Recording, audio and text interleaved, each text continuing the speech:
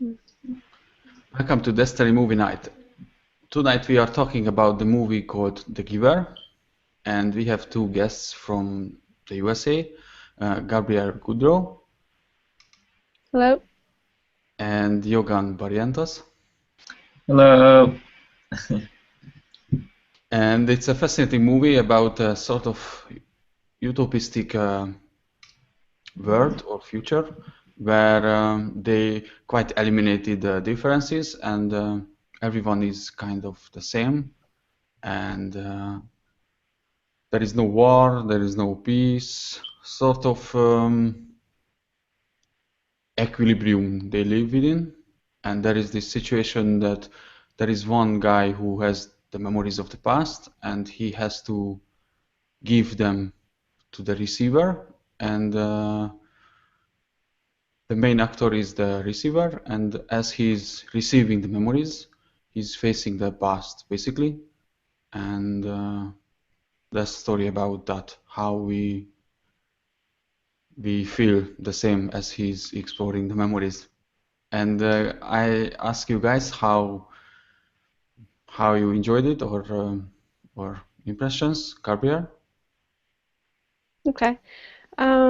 I did enjoy the movie. I also read the book in a couple of years, well, maybe like 10 years ago, so it was one of my favorite books growing up. And so when the movie came out, I think came out in 2014, I definitely wanted to see it. So I did watch it, and it was a cool futuristic movie. Kind of shows you a different world in terms of what it would be like to have a kind of utopian type society, what that looks like. And I enjoyed like the design of the communities and the functioning of the communities.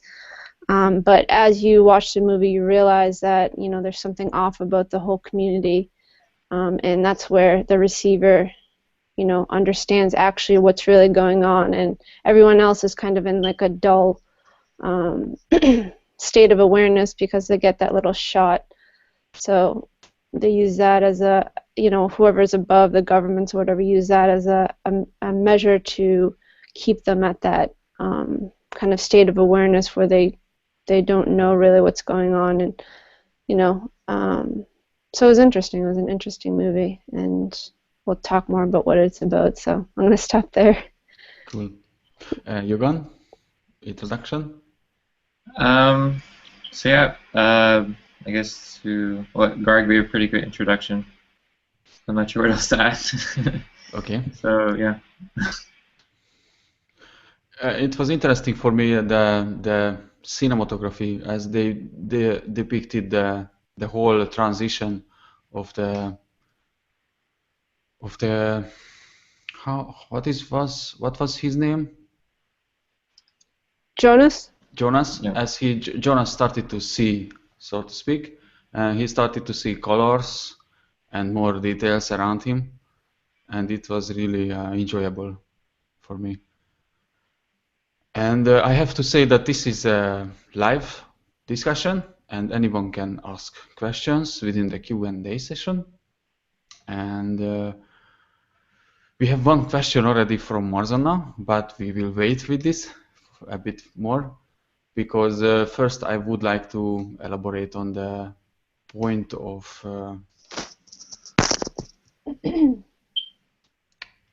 this whole idea of utopia. Like there are so many movies are coming out, this kind of fiction of another kind of society, and there is always some sort of compromise. And how would you see that, Garbrielle? In the Giver movie, you mean? Yes. What was the compromise? Okay. So, as you watch the movie, you realize that the community that they're living in, yes, it looks pristine. Yes, it looks perfect. Yes, they have no fighting, and there's kind of like a state of calm and balance within the community on like a surface level. But then as the giver starts giving the memories to the receiver, and the receiver starts to realize, his color does come back, and he starts to see the colors, and how awesome color is, for instance, and you know, what they're missing within, you know, feeling like the emotions and the feelings of love, how he had that love feeling for his girl, you know, that girl in the movie. What was her name? I forget her name. Do you guys remember the name? No. I don't know, his girl, the girl in the movie that he likes. And so through that you see, you know, what they're missing, but also, you know, within what we're doing as the Desteni process, we're going to the next level to realize that, you know, the energy that we're feeling within us, say, you know, that love feeling for another person, or you know, feeling the opposite of that, which creates the emotion of not liking someone, is not how we want to live our lives. Not, you know, it creates that imbalance within our living to make it so we're not able to actually live in peace and harmony, because there's always going to be that separation between you and another person, because you're not actually living the love towards this person. You're being driven through a feeling within you. So you know, that's kind of what through walking this process, I saw that like clearly within the movie. You know, that yes, it was a cool platform and a cool visual to see, you know, what it kind of could be like to create communities in a functioning way, but, you know, through the movie it also compromises, you know, the ultimate potential that we can be within directing ourselves, living, you know, the words we speak and acting in a way that is best for all in all that we do. And obviously that takes a process, and that's, you know, what we're walking in the Desteni process. And yeah, it was a cool example of what can be, but it's not, you know, it's not actually the solution, this movie. Right. And Yeah, I can comment on that. So, yeah, I mean, also within movies, with the books, and this kind of things, when you have a story, you always have to have some sort of conflict, right? Because if you were to write a book that was about the perfect society where everyone got along and there was a solution and how to do that, then that wouldn't create conflict, and the reader wouldn't be very interested in reading about how everything is perfect. So it's one thing too, in general, about all these Hollywood movies that are about utopias and perfect worlds, is that they have to introduce a conflict for the movie's sake to make the movie or book popular. Now, specifically with The Giver, what's really interesting about this is that, you know, that point of suppression where in the movie they're using the drug to suppress emotions and feelings, and they take that and then emotions and feelings now magically disappear. But then, of course, you know, it's like almost like everyone's, I guess, fear, I guess, if you were to be without emotions and feelings, you'd be like a zombie. So that's what the movie sort of shows, where, you know, everyone's, I guess, more like a zombie kind of state. Um, so, of course, you know, that isn't how we would all ideally live, and that's a correct instinct. You know, that's not about being like a zombie where you don't express anything. So that point of the movie is pretty cool. That shows that is the consequence if you suppress your emotions and feelings. And what's cool is how we're doing with this Desteni Hangouts. It's part of the Desteni course, where we actually show how to work with emotions and feelings, to actually face them, understand them, such as anger or desire, jealousy, or all whatever emotions or feelings, to, you know, actually have an understanding of how we created them. Instead of doing what we usually do, is we usually suppress our emotions and feelings, and therefore try, you know, we run away from them. We don't really face them. And so, yeah, that's exactly what they did in the movie through the drug, except we do it in our everyday life. So that's what Desteni course shows, is how to face it in a structured way, organized way. And yeah, that's how I see it relates to the movie here. yes, basically because we are investigating words and our reactions to words, and also it's fascinating how the movie approaches this point of words, when they always say that precision of language. Meanwhile, they are not really specifying the language, just trying to use the same vocabulary. And can you continue on this, maybe, Gabrielle? Yeah, sure. I mean, within myself and who I've been in my life, I've never actually looked at vocabulary. I never looked at what words mean. I never looked at what kind of attachments I've placed into words. And through walking the Desteni process and learning about living words, and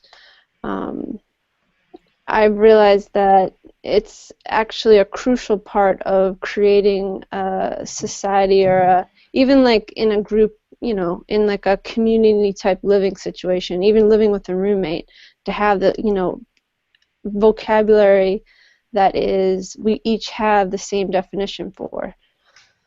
So even within my life, living with a roommate, we have started this process of, starting to create words that we have created together.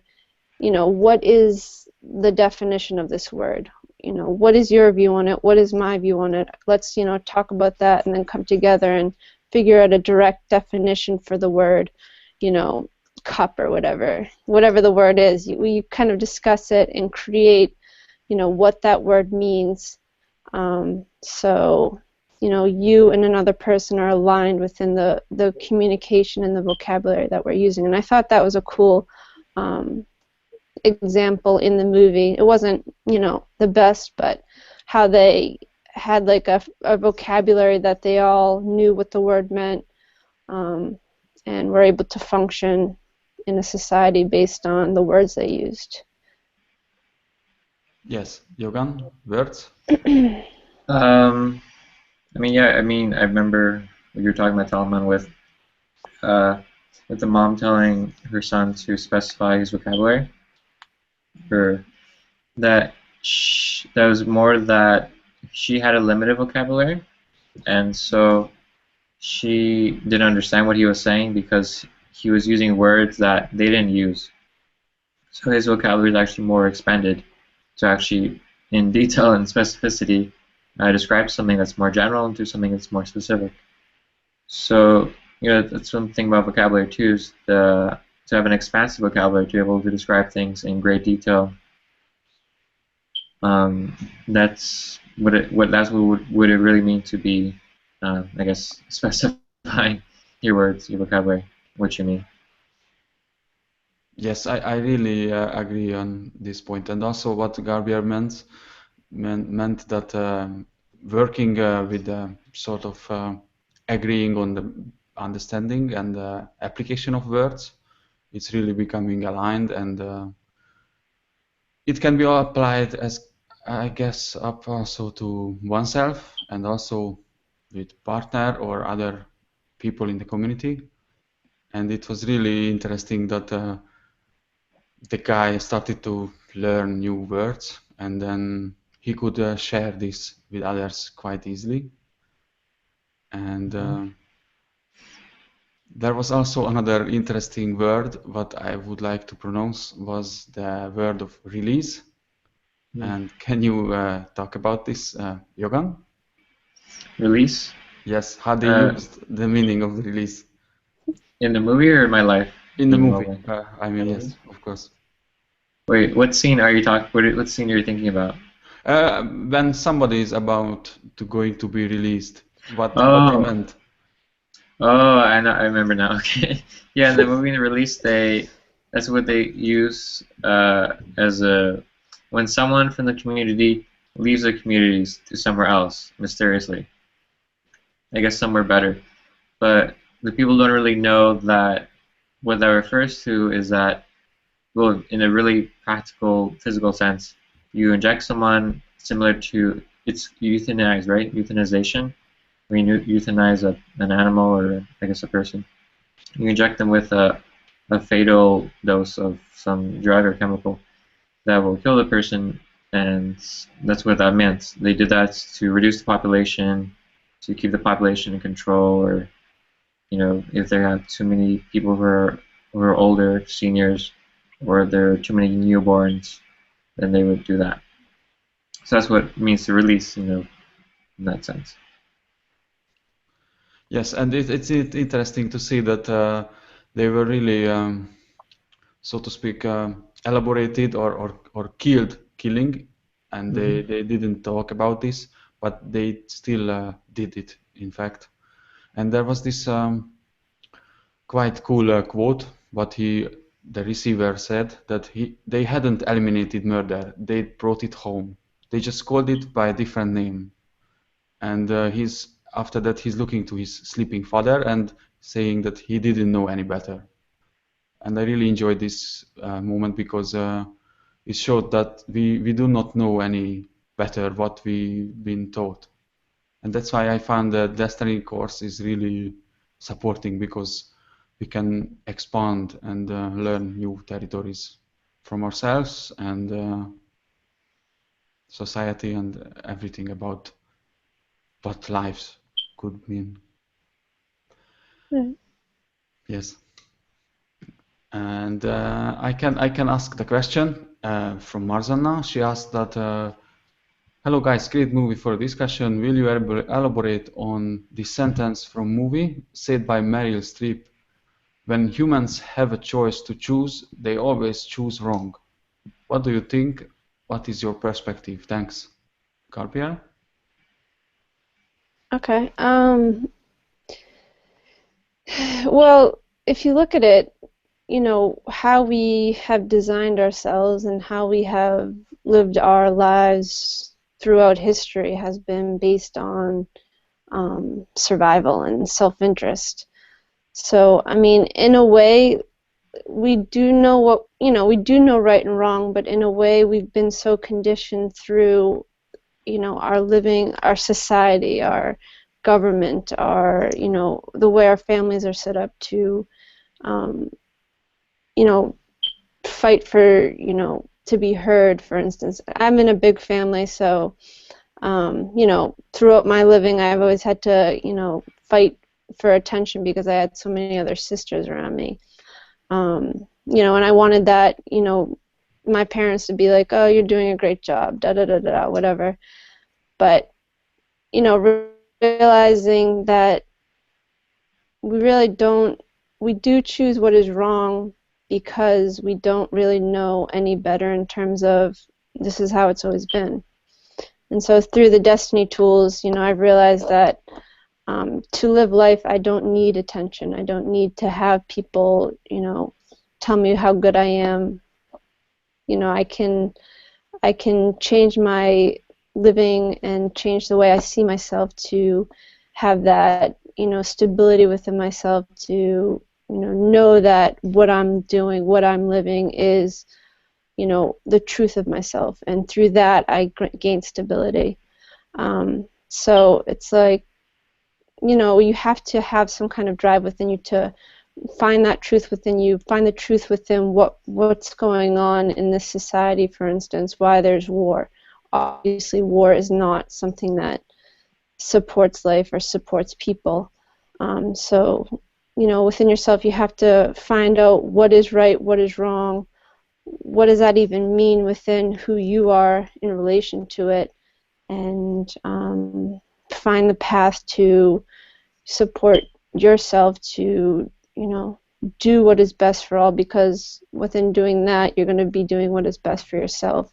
So this is why we're doing these Hangouts, and this is why we speak through the videos and such about the Desteni process, because this process is a support for whoever's willing to walk it, to find that truth within yourself, find the self-honesty within who you are, and be able to live that in your own life, and then, bring it out into your expanded world, so we can start changing from what is wrong, what is right, to what is best for all. And there's only one principle that directs everything, and that is what is best for all. What is best for all will support everybody as it will support you. But to get to that point of being able to live that, you have to walk a process through your past and who you've been within the self-interest that we've all lived. So that's some perspective on that. Yes, Yogan? Cool. Okay, so yeah, when Meryl Streep says this in the movie, when humans have a choice, they always choose wrong. So yeah, I mean, it's like, you know, in this perfect society, we don't have any of these negative things where you can say people can even make a mistake or do the wrong things. And so what's interesting is that for my life, when you make a mistake, that shows you what you need to learn, right? So in a way, what they did in society was to sort of suppress any potential for making a mistake, and through suppressing that, then they also suppress the potential for expanding and actually growing and expressing. So, you know, it's like, you know, yeah, you have to sometimes choose wrong or make mistakes. I mean, that's how you learn what's right. And so, yeah, through the drug system or through suppression, which, you know, and we don't need a drug to suppress ourselves because we do that in our lives. Like if we make a mistake, then we, like I for myself have been like, you know, we feel bad or you start judging yourself. And, you know, like that's it is a wrong choice. Like we've made plenty of wrong choices in our life when every time we suppress ourselves, that's a wrong choice. So I mean, instead of taking that, what you've made as a mistake, and then, you know, learn from that, and so stop judging ourselves, stop suppressing ourselves, and learn what the correction is, then apply it. So, you know, to say that they always say that when you give humans a choice, always choose wrong, that's also complete exaggeration. I mean, if always means that then you'll never learn. And humans are obviously innately they're able to learn. So I mean, it's also in a way it's kind of a lie in a way, that sentence in the movie, which of course is like that fear point, like, you know, placing that fear point. But yeah. Yeah, so sort of she took the point of not wanting to risk to even try it again, so to speak. So yes, it was interesting to see that.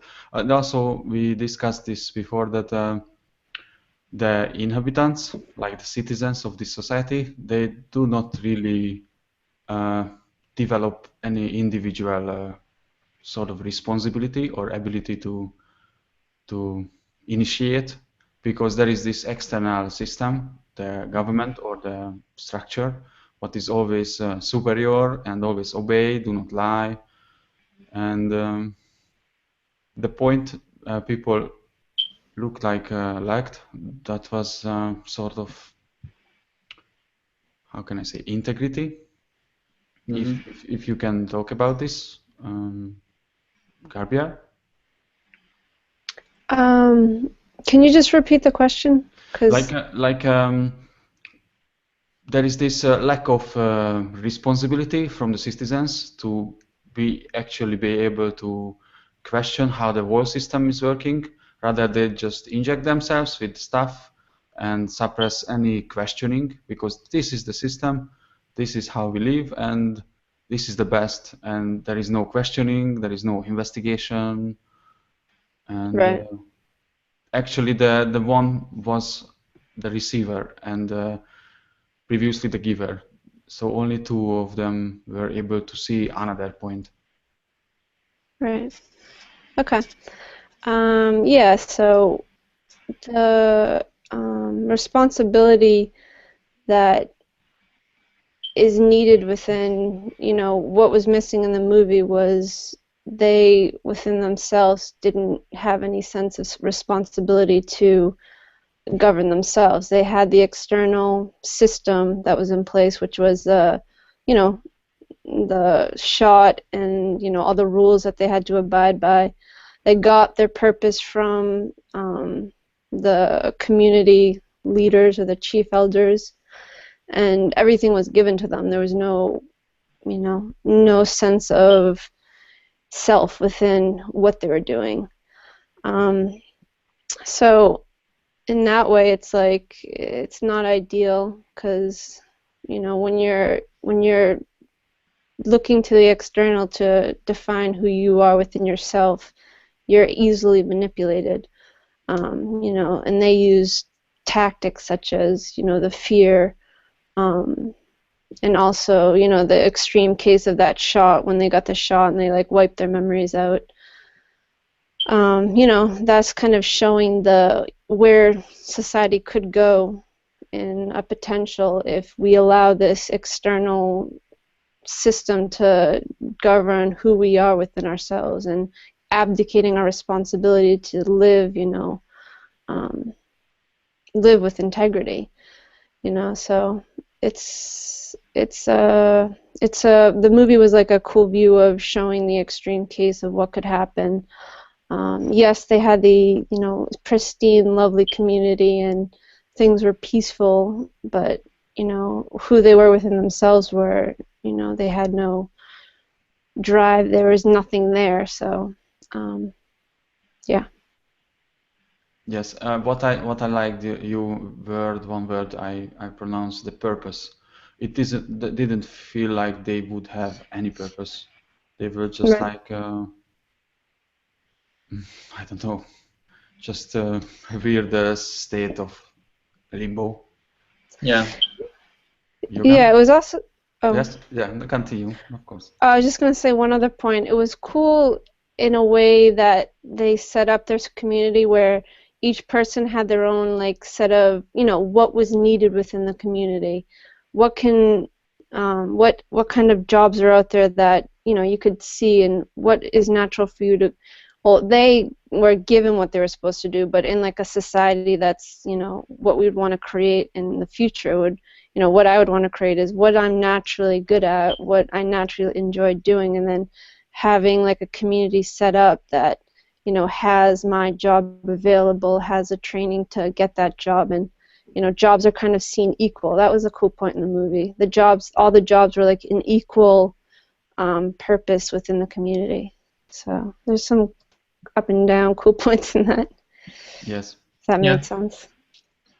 Yeah, I mean, it wasn't all bad. Like, for example, none was starving to death, you know. So Right. there's some positive points in what they set up, and also like the job things too. It was more about, I'm sure if you were to ask one person, like, you know, this is fictitious, but if you were to ask one person in the community, okay, how does everything work in the community? You know, I'm sure no one would be able to answer that because everyone only knew small parts of the community. They didn't know everything, all the history, or all the knowledge, right? So it's like that. What we require today in this real world is that we need to take responsibility to understand how the whole system works, how the whole world works. And so the sort of part of the limitation is if you only understand a small area of, you know, a field of your life, then that's what you're limited to. That's all your awareness is. So it's kind of like the same point. You don't want to just be a person who only does one work, one job. You want to be a full human being that has access to the understanding of how everything works, how it's all interconnected, how nature works, all the food, all the water system, everything connected to, you know, pollution, to everything, you know, all the connections. So that's, you know, that would be ideal, you know. That's how you also can be creative as well as a human being. If you have that understanding, you can be more creative in creating society and making it better, you know. Yes, definitely. And also the point I enjoyed what you told that when understanding more things, like I am saying that I am a drone pilot or I am a nurturer, and then I'm becoming only that part of basically living, and we can why not becoming more, and or yes, expanding on the full understanding of the whole thing. Mm-hmm. And guys, can you give personal experience, like how you had like a awakening point? I remember Garbrielle talked about when started the process and investigating for the first time, and how exactly were you able to assist and support yourself to see new colors in your life, or how you were able to correct memories what were like not the best for you or others. Right. Yeah, I agree with what Yogan said. It's extremely important for everybody to understand everything about everything. And So I was very into, before I even found Desteni, I was very into understanding, you know, different religions and who was Jesus beyond what my church, back when I was going to church with my family. You know, what is Jesus about? Like, they're only saying one side of the story, and it's very, you know, cookie cutter, and you know, I need to understand who he was, and you know, what other kind of people are out there that, you know, supported humanity, like Gandhi and different guys that I studied. So I just wanted to learn and expand my world, and so that's what I did. I just researched things and followed what I was interested in, and then I found Desteni, and you know, I was always into finding, you know, a better way for humanity. I saw all the poor and the starvation and everything that's going on in the world. So, you know, I realized that through listening to the videos and stuff, if I want things to change, you know, I have to change myself. Within my mind, I realize what I'm doing, especially, you know, to myself, judging myself, judging other people, blaming other people for, you know, things that are going on within me. So it was, you know, an understanding through walking the process that I need to, you know, bring the focus back to myself, become aware and understand who I am within my thinking, who I am within my actions in my life, and like Yogan was saying, understand what the correction is that needs to happen to be able to fix whatever that point that isn't working in my life. And once you start to realize and write out through the self-forgiveness, that's one tool that we use, different things that are not going right, like say a self-judgment pattern, writing that out and understanding why I'm judging myself, and then you write out the correction point, and then you live the correction. So as you do that process over, you know, you just keep cycling that process within the days of your life, of you walking this process, you start to change, and then you realize, okay, I can change, I can do this. I mean, in the beginning of my process, I would not be able to sit here and speak to you on camera. I'd be very nervous, and you know, I'd have all this stuff going on, but now I'm able to sit and just speak, and I don't judge myself, and you know, I can do it. So, you know, just doing this here is proof to myself that I have changed, and everyone can do it. I mean, it's just a matter of actually sitting and doing it, and that's you know, push yourself, I guess. Yeah. It can be done. Yes, because judgments are just basically a waste of time, because we do not use that effort and energy or self-direction to actually see why this happened or how to change it, but we are like washed away with these experiences and the intensifying, and we try to suppress it, and it's not a solution. Yogan? Right. Yeah, I can relate to also with what Garb said. For me, my process too, in the beginning, it was very nerve-wracking to even sit in front of the camera and to be able to even express myself in different ways instead of like the one way which I was always used to express myself as. You know, that's part of the Desteni process too. So I don't know. Is there another question behind that, or? Yes, I guess all of us, because first I was like also like staring into the camera and really afraid what would happen. People You're would judge thinking me. about Yes. what to say. You think about what you say before you say it every single time. Yes. But actually it's a process, and one can start and accumulate step by step. And there are people who really can assist, seasoned with walking self-honesty. And the Desteni I Process Lite is a free online course with a buddy, and one can ask questions and can really walk this beginning of understanding, so to speak. Mm-hmm. Yeah.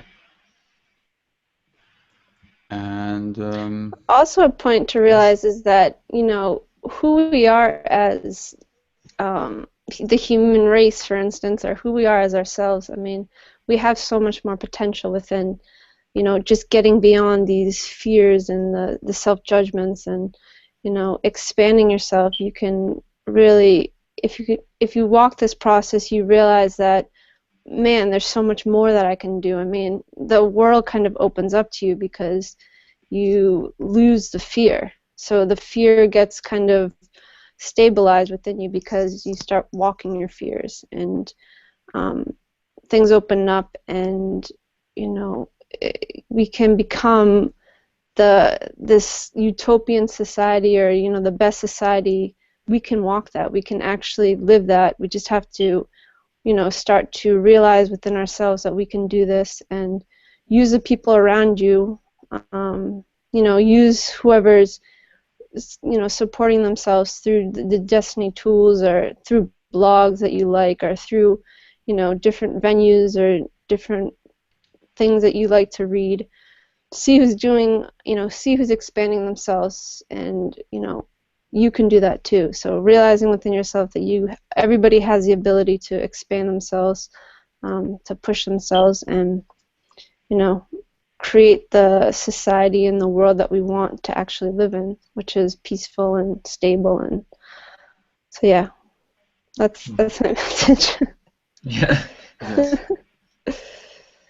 Yeah. One more point I had, I wanted to ask is that, yeah, for instance, I had the memory.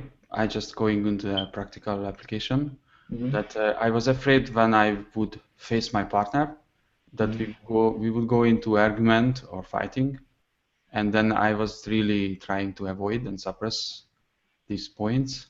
And then until I realized that I can face this fear, I can write down, and within the writing I can stabilize myself and understand. And applying the forgiveness, I can open up but what I fear losing and why I fear, and this can be a process. And I really enjoyed the symbology of the, if we see like the giver is like, can be like self-honesty within ourselves, like he's on his own selves, and he's showing points and memories, and we can walk through. Meanwhile, we can investigate what is good, what is right, and change ourselves according to seeing the reality, like how the main actor realized that these things are not good, why they handling with this release and things like that. And as he walked this process, he was able to decide that no, I had to make this. I really like the point, and so that's why I do not apologize when he's saying that what he did. And can you go on this, Yogan? Well, I mean, yeah, it's kind of, yeah, when you mentioned that point, like he's a pretty, as a character in the movie, he's pretty unique. He's like a cool old guy in a way. It's like, you know, like it'd be cool. And like if you're in a situation where you have to say sorry, it's like that seems like a pretty cool situation. It's like you reach a level of understanding where, okay, you know, you're responsible for yourselves, and it's like you don't need to. I guess it's like, because I know like there's, you know, we have this nice habit of wanting to apologize all the time, and be really guilty and all these different points, and that relates to really not taking some responsibility for ourselves. And yeah, I mean, I can talk more about this point, but I know we're running out of time too. Yeah. I mean, also it's like another whole dimension too, is like being practical with them, using your words to, you know, not to be able to take responsibility for what you're saying. So it's not always about saying sorry. It's about saying what's really, I would say, best for everyone. So it's like you take responsibility for your words to how they impact other people, and so the need for sorry is lessened because it's not about, you know, now trying to like look for forgiveness for someone else, but really about changing yourself. And within that, of course, there's practical points where you can, you know, say you're sorry as a point of showing the other person that you understand what you've done and you're going to correct yourself now, which is a cool point within itself as well. So, I mean, I don't know, for me personally, there's a lot I can talk about this. Yeah, it's quite clear, I guess. Any last words, Garbrielle? I suggest watch the movie, and I hope you enjoyed the hangout. Thank you very much for being here and talking about these cool points. And next week we'll have the movie called Gone Girl.